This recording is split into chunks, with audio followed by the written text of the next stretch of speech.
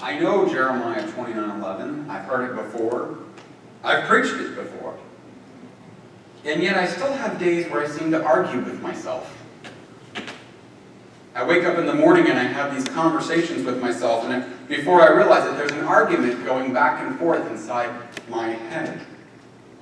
I'm really trying to get in shape, to be physically fit. And the other voice says, well, so start eating better. And then the other voice says, yes, but the donut has jelly in it and grapes are good for you. And I argue back and forth. Pizza is bread and vegetables and cheese. And the voice says, pizza's not on the healthy list to eat. Some mornings I wake up and I think, I'm just so tired. Today is a day I could just spend all day in bed or sitting on the couch binge watching some TV show.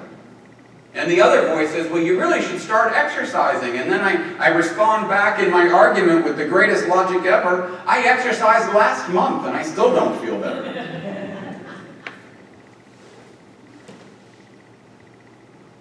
An argument I've had recently with myself. I'm getting too old. And then my other side says, well, Nelson Mandela was 76 when he became president. I still feel too old. Well, Leonardo da Vinci was 51 when he painted the Mona Lisa. I still feel old. Well, Dr. Seuss was 54 when he wrote The Cat in the Hat. These arguments, they happen back and forth in our heads, don't they? And we think they're logical. Sometimes they're as funny as exercise and diet, and sometimes they're a little deeper than that. Sometimes they get right into our soul. The writer of Psalm 42 is having such an argument with his own soul. And he wrote this: to my soul, why are you down in the dumps? Why are you crying the blues? I should fix my eyes on God, and soon I'll be praising Him. He puts a smile on my face. Hope. Hope in God. It's a great argument that our souls have in life. Why am I not as happy as I think I should be? Well, hope in God. And we go back and forth. We have these arguments mainly because of who we are. We are humans. And we're prone to failure. We're prone to sin, and then the next thing you know, we're drawn to finding excuses of ways for us to make life just a little bit easier. Or ways to satisfy our immediate desires, like jelly donuts and pizza. Or ways to cut corners. And anytime that we're trying to break these old habits in our life, and anytime we're trying to start something new, we know that in order to make it stick, it's hard work, isn't it? It takes more than just one shot in the dark to make something like that change. We find ourselves having to preach to ourselves a new message over and over and over again until this new thought becomes second nature. And so over the next 3 weeks, we're going to be looking at something inside the Scriptures to give us a new mantra to put into our heads. We're going to try and end a lot of these arguments that we have with ourselves, and we're going to focus on something new. We're going to focus on hope in God. Now, not Webster's definition of hope, and not the hope you're probably even thinking of in your head, but we're going to look at the biblical definition. And so in order to do that, we've got to do a little digging, don't we? We've got to figure out how we're going to get a handle on this thing called hope. Every day of our lives, when we wake up, when we pray, when we talk, when we watch the news, we're always filled with ideas of hope in our heads, aren't we? A couple weeks ago, there were many of you that were hoping to win the lottery, knowing that it would end all stress and worry in life. Recently, our hope is that everyone in the path of Hurricane Harvey and Irma will be safe. Coming up in the month of November, we will say electing a new governor is our only hope to helping our local economy. 3 faces or facets of earthly hope, if you will. We desire that something good will come to us in the future. We hope for it. Or it all depends upon our hope, whether or not we get what we want. Our hope is. Or our hope is the only reason that we're going to get what we want, as if there is no other alternative in life. And these are all fine for us to use here on earth, but the biblical hope is quite different than that. Because you see, with all of the earthly hopes I just talked about, if you listen very carefully, there's something behind all of that hope. It's a sense of certain unexpectation. There's a certainty that our hope will not be met. There's a degree that this will never, ever happen. But we hope. And so we hope we're going to win the lottery even when the chances are very slim. We hope that everyone is safe in the path of a hurricane even though we realize it's probably not going to happen. And if our only hope is in electing a brand new governor, then we already know where that's going. Ordinarily, we express hope here on earth, and when we do, we express our uncertainty.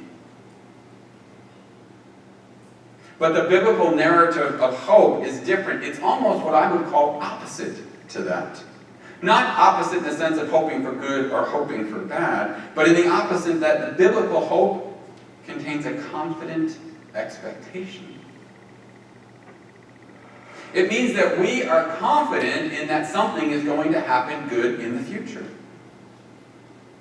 And it not only expects it, it's confident in it. In the book of Hebrews, the writer warns his readers. He says it's possible for people to have a remarkable, extraordinary experience with their faith and then still abandon their faith at a later time. But then he gives these words. He says, I'm sure that it won't happen to you, friends. I have better things in mind for you. Salvation things. Because God doesn't miss anything. He knows perfectly well all the love that you've shown him by helping other needy Christians. And you keep on doing it. So the reason that the Hebrew writer is so confident in these people and in their hopes is because they not only have served God, they continue to serve God. It's called perseverance. The emphasis is on their perseverance in what they're doing. They keep doing it because they know, confidently expecting, it will work. And perseverance is the godliness, is the proof of the genuineness of a person's salvation. Then the Hebrew writer, he continues and he says this, now I want each of you to extend that same intensity toward a full-bodied hope and keep it to the finish. Don't drag your feet. Be like those who stay the course and command faith, a full assurance of hope, and then get everything promised to them. A full assurance of hope. That's not this kind of hope. That's a hope in knowing and being confident in the expectation. It's a hope that is committed by our faith. The promise is that for those who pursue this kind of hope, we'll call it biblical hope. You'd be like those who their faith and their patience, they inherited all the promises of the Lord. In other words, hope is actually part of faith. Faith focuses on past, present, and future. Our faith. Hope, biblical hope, hope that is confident in its expectation, is faith in the future. That's the biblical hope we're looking for. Faith is the assurance of things hoped for, the evidence of things unseen. Hebrews 11:1. Earthly hope, the hope that we fill ourselves with every day, is filled with doubt.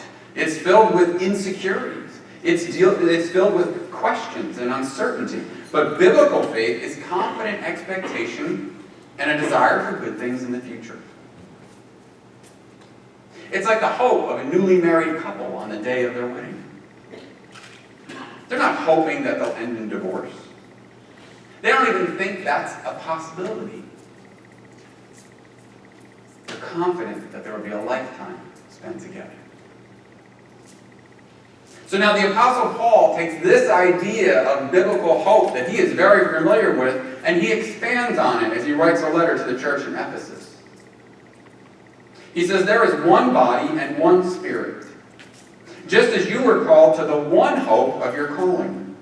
One Lord, one faith, one baptism, one God and Father of all. One hope. One hope that results from your being called into his kingdom. One hope.